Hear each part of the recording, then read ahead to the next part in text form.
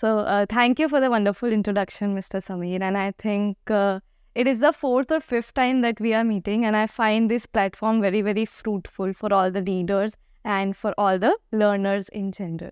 So today I'm going to review the book that is written by me, 15 Values for Intelligent Living. Now, why title 15 Values for Intelligent Living?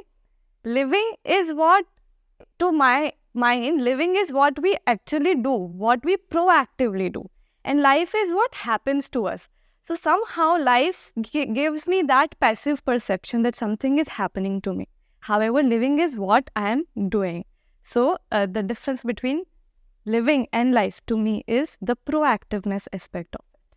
Now, values are the guiding lights of our life, right? Just like the North Star that does not fail to leave its position.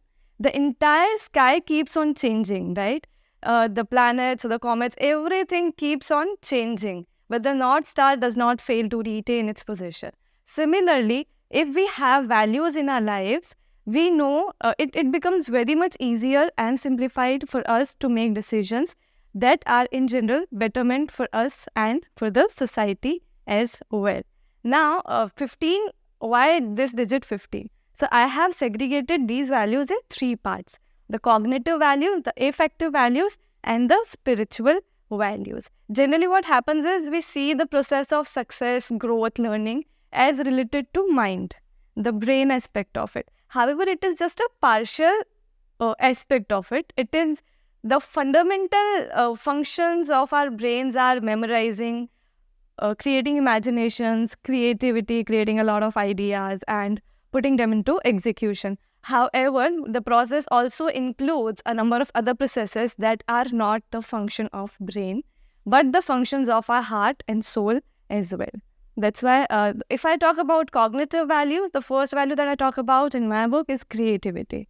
And creativity, according to World Economic Forum, today is #1 skill that is required in the labor market.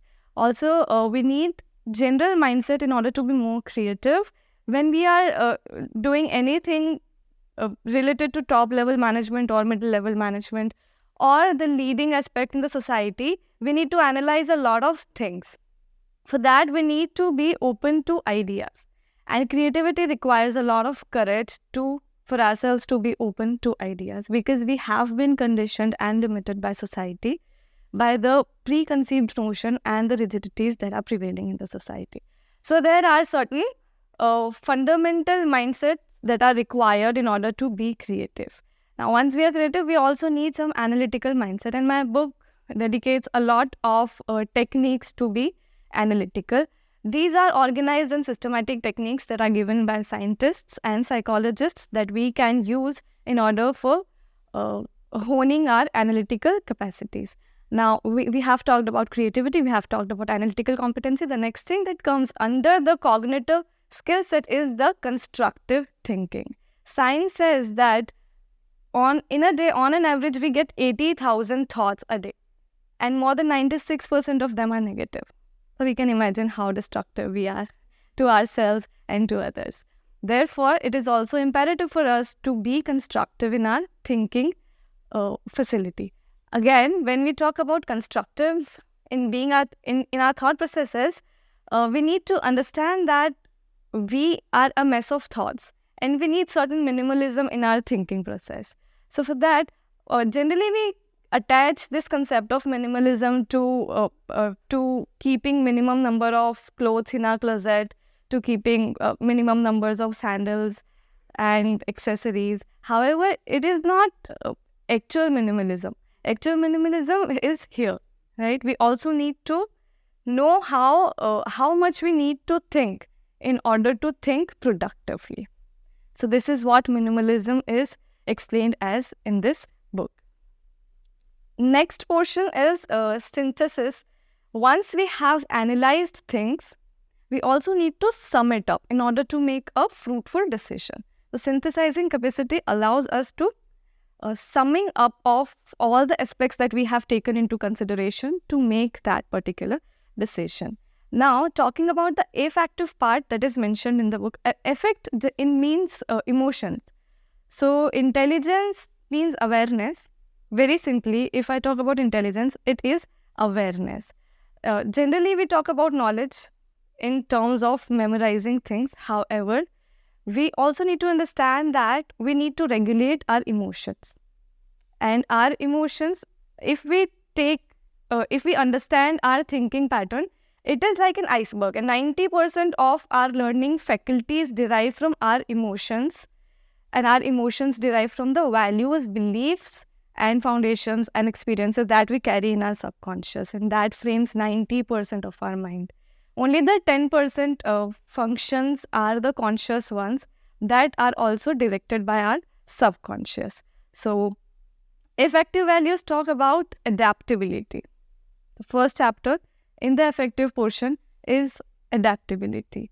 And we need to also understand that at different stages of our lives, we are going to some problems that are related to our emotional experiences. For example, teenagers are going through identity crisis. People are going through midlife crisis in their 40s and early 50s, late 30s. Again, PTSD, post-traumatic stress disorder, gaming disorders, hyperactivity disorder are all the terms that we had never heard before a certain decade, right? But these are the terms that are getting more common in usage today. So we also need to understand how to deal with these things. And I am also a corporate trainer. I am a living coach to thousands of people, in which I talk about how to handle your emotions. So there is a process to it. There is a process to identifying your emotion, to accept your emotions, and then to regulate your emotions. I always say that emotional life is like a lemonade, right? Wherein the water part is the calmness that you have, and the lemon concentrate is the emotional arousal that we all get. But we have to decide, we have to consciously decide what proportion of both of them we need to include in order to make the drink more delicious, in order to make our experiences more enriching, right? So we need to understand that it is in our hands to identify in what intensity we need to experience the emotions. And there is a process to it. I repeat, identifying the emotions, accepting the emotions, and then regulating the emotions. All of us today in society are very weak at accepting the emotions, because we are always told to forego our emotions, to overlook them, and to get to the next stage, to get to the next task or next activity in order to forget what ugly or what bad has happened to us. However, that only suppresses our emotions, that never solves the problem. So we need to accept the emotions in order to regulate them. Finally, the last portion that my book caters to is the spiritual awareness. And it talks about mindfulness, it talks about self-purification, it talks about forgiveness.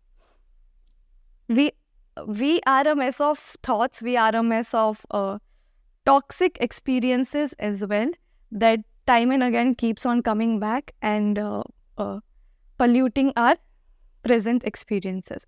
For that, we need to regularly detoxify ourselves mentally and spiritually. And again, I would like to give this analogy of the glass and a water, where we always check before drinking whether the water is clean or not, right? But we often forget to check the glass whether it is clean or not. So the glass is our mind. The glass is the frame of thoughts with which we experience things. And the water is the information that we absorb from outside. So before we absorb any information from outside, we also need to recheck whether the glasses are clean or not. So this was the crux of my book, and I would like to end it with certain lines that I have written. And these lines are related to, again, self-purification that we just were talking about. And these lines say, release the memories that got you cry. Release those feelings when you were left high and dry. Excuse yourself for misdeeds committed in ignorance. Excuse them for all the persistence, annoyance. Gather the courage to love, hope, believe, and endure, to clear the mirror of the mind and veil the obscure. Thank you.